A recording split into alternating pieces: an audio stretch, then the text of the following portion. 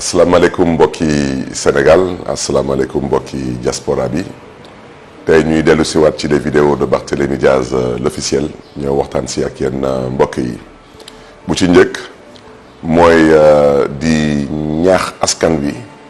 ñu dem bindu ji ñaari fan a ci des mooy suba ak ginnaaw suba donc ci le 8 septembre incha allah la ñuy arrêté révision des listes yi moo xam ñu bëggoon dem bindu ji moo xam ñu bëggoon retirer seen carte d'électeur yi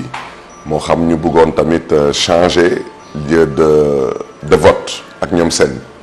di leen di ñaaxaat ngeen góorgóorlu bu leen xeeb ñaari fan yu des yi te ñu ngeen xam ne ni tamit ñoom la ñu yàlla booleel ñu daal di toggal la grande coalition Yewwi Askan Wi ci commission yi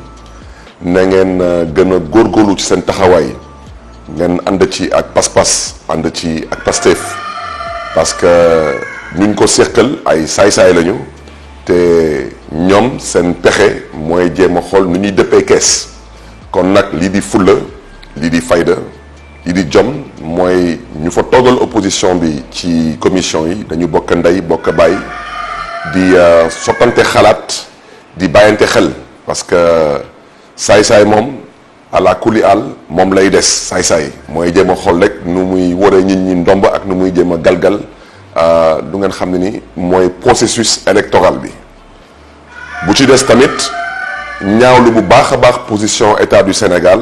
particulièrement position ministère de l'intérieur ak waa direction générale des élections ci taxawaay bu ñu jot a am ci processus de révision des listes électorales di ñaawlu tamit taxawaayu autorité déconcentrée yi moo xam ay sous-préfet lañu moo xam ay préfet lañu moo xam ay gouverneur lañu parce que wax dëgg yàlla nga nekk fonctionnaire du Sénégal ñu teg la ci place ci bërëb ndax nga mën a liggéeyal sa réew nga nekk ci parparloo loolu ñàkk jom du passé loolu bu ci des nag mbokk yi ngeen may ñu jaajëfee bu baax a baax askanu Guinée jaajëfee nag particulièrement l'armée guinéenne di leen di sargal di leen di jox seen wàccuwaay parce que lu ngeen def ak lu ngeen ko doxalee noonu la mooy loolu mooy bëgg sa réew mooy gëm sa réew wax naa ko di ko biiralaat nee na l'Afrique a besoin d'être libérée et l'Afrique va se libérer ngeen may ma nag mbokk yi ma am lu may wax ci nasaraan parce que loolu daanaka day dépasser frontière au Sénégal au-delà du fait que nous sommes aujourd'hui dans une dynamique de félicitations du peuple guinéen, des félicitations pour l'armée guinéenne. Aujourd'hui, il est temps de dire avec force et de dénoncer avec la dernière énergie la posture de la France, mais surtout la posture des différentes organisations sous-régionales africaines. Nous l'avons dit, nous l'avons répété, quand l'Union européenne et quand les États-Unis ont décidé de ne plus reconnaître de gouvernement issu de coups d'État militaires en Afrique, les coups d'État militaires ont cessé. Qu'est-ce que ça coûte aujourd'hui à l'Union européenne, particulièrement à la France?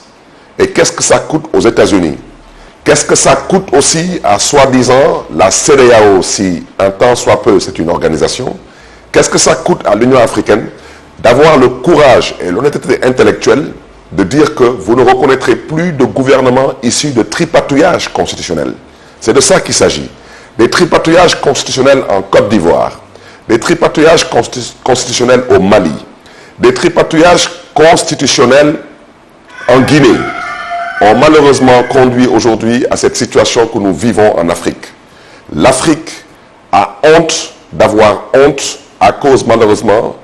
de certains égos personnels, de certains hommes politiques africains au pouvoir qui considèrent que c'est leur propriété privée. C'est la raison pour laquelle, aujourd'hui, en plus de féliciter le peuple guinéen, en plus de féliciter l'armée guinéenne, permettez-moi de réitérer cet appel envers l'Occident. Ayez le courage, ayez l'honnêteté intellectuelle de dire que vous n'allez plus reconnaître de gouvernement issu de tripatouillage constitutionnel. C'est ça la nouvelle forme de coup d'État aujourd'hui en Afrique. Et arrêtez de nous empoisonner l'existence avec vos hypocrisies qui consistent à sortir des torchons de communiqués pour dire que l'armée guinéenne doit rendre le pouvoir. L'armée guinéenne ne doit pas rendre le pouvoir parce que le premier qui a créé une instabilité en Guinée, le premier qui aujourd'hui peut être accusé d'avoir fomenté un coup d'État en Guinée, c'est le président déchu,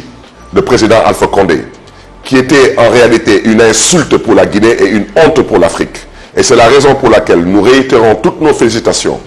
à l'armée guinéenne. Restez au pouvoir et rétablissez l'ordre. L'ordre démocratique, effectivement, doit revenir. Le pouvoir doit revenir aux civils. Mais nous avons l'obligation, le devoir de vous encourager et de vous féliciter. Et nous avons aussi la responsabilité de dénoncer la posture de la CEDEAO, de l'Union africaine et particulièrement de l'Élysée. Une posture honteuse, une posture malhonnête, une posture hypocrite, une posture qui constitue une insulte à toute l'intelligence des Africains. Et je ne terminerai pas sans dire que le troisième mandat est source de tension, de violence en Afrique. Et c'est inadmissible pour une république qui se respecte. Et je profite de l'occasion, bien sûr, pour rappeler au président Macky Sall, qui pense avoir le monopole de l'intelligence, que le troisième mandat aussi est banni au Sénégal. kon nag mbokk yi loolu dama ko bëggoon wax ci nasaraan parce que lu ñuy xeex wax naa ko di ko biralaat xeexuñu ko ngir Sénégal xeexuñu ko ngir Masamba ngir Mademba lu ñuy xeex tey biir Afrique mooy na fi troisième mandat dakk parce que xeetu troisième mandat yooyu mooy ay xeetu bu mu jàmm te loolu dafa nar a dakk fii biir Afrique kon nag mbokk yi ngeen may ma wax tamit te peut-être foofu laay daanalee ci lu ñu ñor ñun ñëpp mooy ci mbiru dund bu cher bi fii biir Sénégal dama ne lu président Macky Sall nekkee du dëgg du yoon lépp a yokku lépp te loolu bokkuloon ci yaakaar bu doon woote Sénégal moo tax lii di fulla lii di fayda lii di jom lii di gëm sa bopp mooy